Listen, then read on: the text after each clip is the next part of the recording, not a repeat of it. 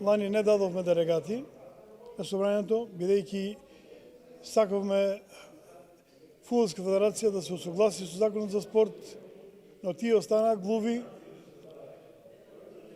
Имаше многу нерегуларности, каде што ние не го делевме исто мислење, но со нивната блокада на некој начин на нашиот ОФС, сега бевме малку и приморани да дадеме делегати, а се е тоа, како да кажем, не наведува да, бидејќи самите судии се блокирани, немат право никаде да судат.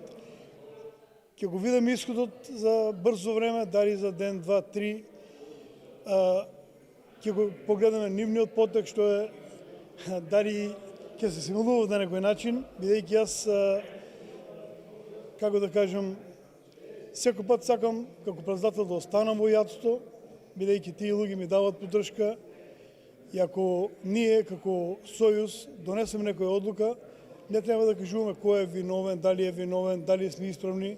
Сепак одлуката е донесена, не сме дали нешто, ама не можем да ја оправдам Фудбалска федерација за нивните потези што ги прават, да направат ригорозни санкции, посебно во делот на судиите, на делегатите и контролорите кои се под некое вето, скоро веќе, не скоро, цела година, и за мене тоа е неоправдано и неиздржливо. И прв пат тоа се случува во македонскиот фудбал.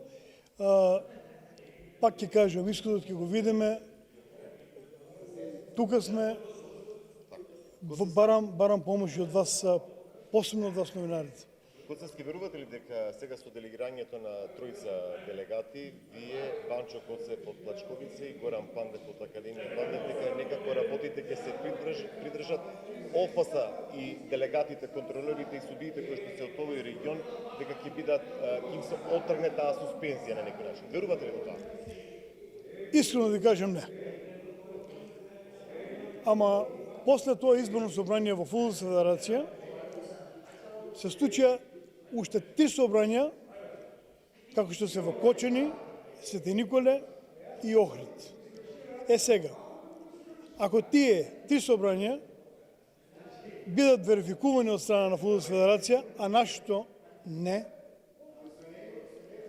значи има некоја намера, не се плашат од ништо, си газат слободно, ама пак ќе кажем, ќе покаже времето, ние нема да ги оставаме работите баш така да течат, ќе побараме помош и од некои институции, бидејќи мислам дека таа е правна држава и една работа морам да кажем, ние сме влезени во судска парница со нив, ОФС Струмица заедно со Академија Пандев, имаме рочиште на 10 март сега, ќе се излегува на суд баш во тој дел, ќе покаже времето.